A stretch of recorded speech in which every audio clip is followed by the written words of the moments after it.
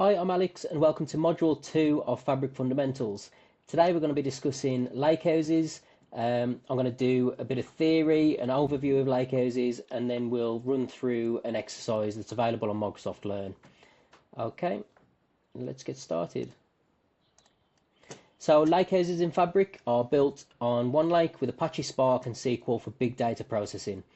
We're combining the storage of a data lake and the querying power of a data warehouse. It's ideal for managing both structured and unstructured data. It provides that flexibility of analysis as we can look at the files and the tables. Loading data into a lakehouse is very straightforward. We've got central to analytics is the lakehouse, and it supports the ETL for data ingestion and transformation. We can ingest data from files, databases, APIs, or shortcuts. Use the Lakehouse Explorer to browse and view your files, folders, tables, and shortcuts. And we can transform and load data using SQL, Spark notebooks or data flows if you want that more visual experience. And we can orchestrate the ETL with data factory pipelines and land data directly into the Lakehouse.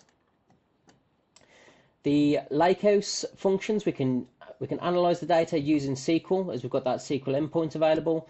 We can train machine learning models, perform analytics on real-time data, and perform and develop reports in Power BI.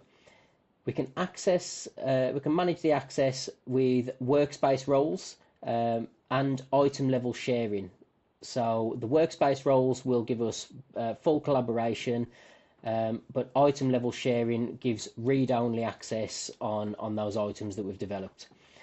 We also have support for sensitivity labels for data governance if we're using Microsoft Purview.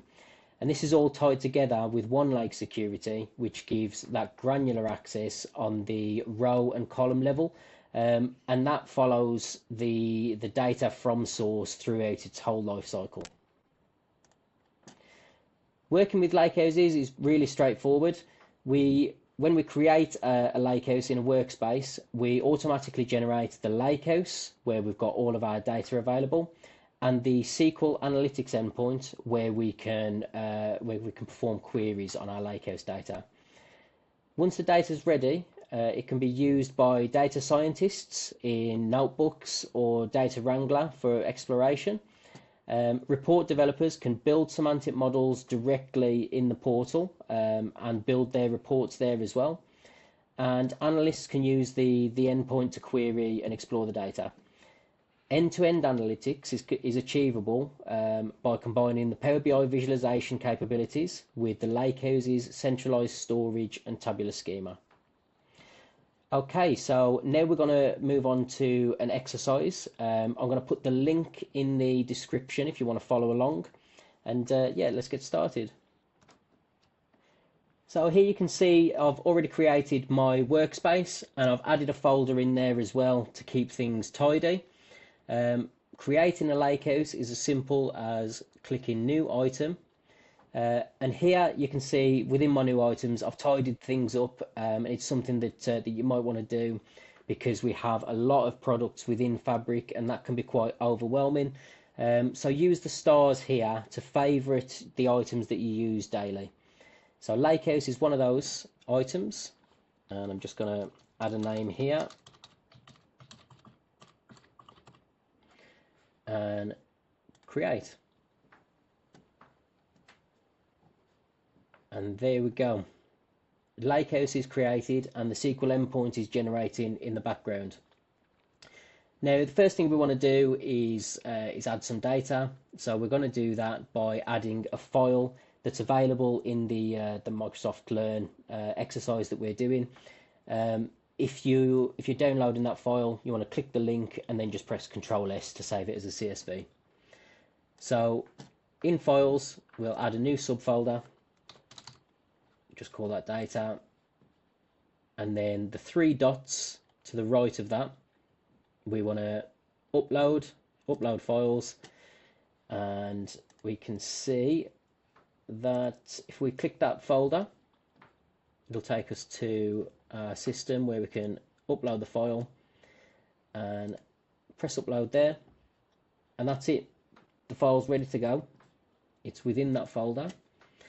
And if we want to just left click that, we can get a preview of the file. But if we go back to the file and press the three dots here, we can load to tables and go to new table. Now here you can select a schema. You can add the schemas manually within the Lakehouse just to keep things organized. But for this example, we're just going to do it to DBO and not change the file name. So it's just going to be sales. And while that loads, we'll have a quick look at shortcuts. So if we go to the three dots on the tables and then go to new schema shortcut there, this is what's available to us in shortcuts. So we've got anything in OneLake we can add as a shortcut. And what I mean by a shortcut is we're directly looking at that data, but we're not bringing the source in. So it's if we've got a lakehouse off in a different workspace and we have access to that, we can search OneLake and bring in a shortcut of that data, but we're not manipulating the actual source. So we're free to do what we want on this shortcut as if we've got the source available, but we're not making any changes there. If we were to delete the shortcut our side, it wouldn't get deleted at source. And that's probably a question that'll come up in DP 600 or 700. Okay, so we've got the OneLake, we've got the Amazon S3 buckets, we've got blob storage, ADLS, and we've got the new features here, OneDrive preview and SharePoint folder preview. Now these are great because, as we know, businesses rely heavily on SharePoint Excel documents, and what we can do is bring it in as a shortcut, so we've always got that data available to us, and it's up to date. Whatever the users do in SharePoint comes through, and we can see it as a data source. Now, I've not been able to get this to work correctly, unfortunately. It is still in preview, but if anyone has, drop me a comment, provide me some information. I'd like to get that working. So let's go back to our table that's been created. So we've got sales here. And if we click the three dots, we can have a look at view files and see what that's made up of. So it's got all of our metadata there, the Parquet file that's created the table, and the Delta log. And if we click the table, we can see all of our data available. Right, but we can't query it here. For that, we need to go to the SQL Analytics endpoint.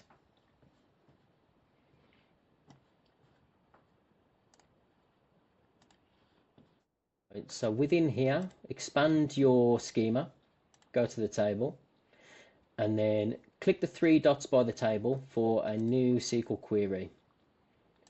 We can also add a new query down here. And replace this top 100 with the query in the exercise.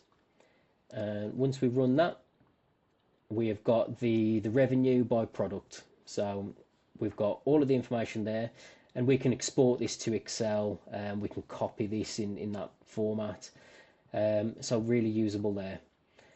Another query that we can have is a visual query, and this is for anyone that doesn't want to be adding SQL and wants that visual experience. And all we do is drag the table across,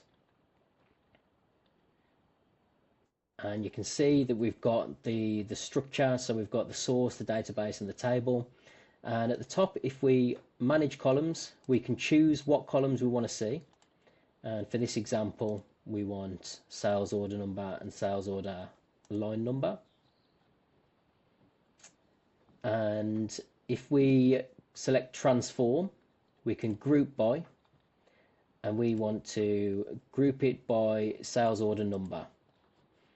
Now we want to rename that column, so we want line items. So we can change the operation to count distinct values and just press OK. And there we have the amount of items against the sales order number. So as simple as that. We've we've created a lakehouse, we've added data, and we've queried it both using SQL and Visual Query. And we've also had a look at some shortcuts. Great, so I hope this has been helpful. Leave a comment below if I've missed anything that you'd like to see in the future. And give it a thumbs up and subscribe for Module 3, where we will be looking into notebooks. Okay, thank you.